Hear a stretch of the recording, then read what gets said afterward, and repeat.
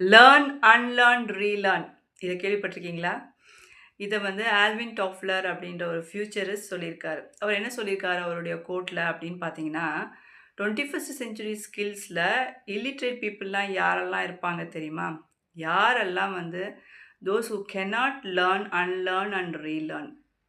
அவங்க தான் வந்து இல்லிட்ரேட் பீப்பிள் அப்படின்னு சொல்றாரு. அதாவது எழுத படிக்க தெரியாதவங்க வந்து இல்லிட்ரேட் கிடையாதாம்.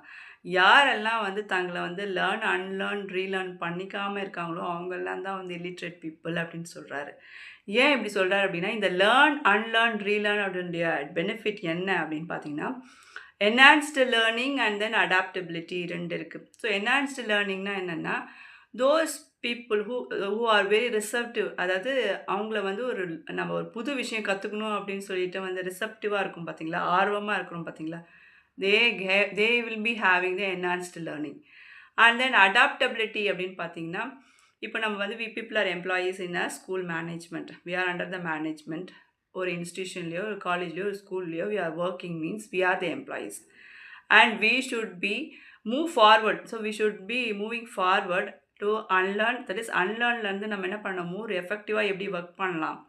அண்ட் தென் எப்படி நம்ம வந்து ப்ரொடக்டிவிட்டியாக நம்ம வந்து இருக்கலாம் நம்மளுடைய மேனேஜ்மெண்ட்டுக்கு. நம்மளுடைய ஸ்கில்ஸை வந்து எப்படி நம்ம அப்டேட் பண்ணிக்கலாம் அப்படின்னு தான் வந்து அடாப்டபிலிட்டி. ஸோ ஒரு மேனேஜ்மெண்ட் இன்ஸ்டிடியூஷன் வந்து are giving training program, orientation program அப்படின்னா we are attending. Yes. So அந்த ப்ரோக்ராமில் வந்து how we people are enhancing our skills, how we are upgrading our skills.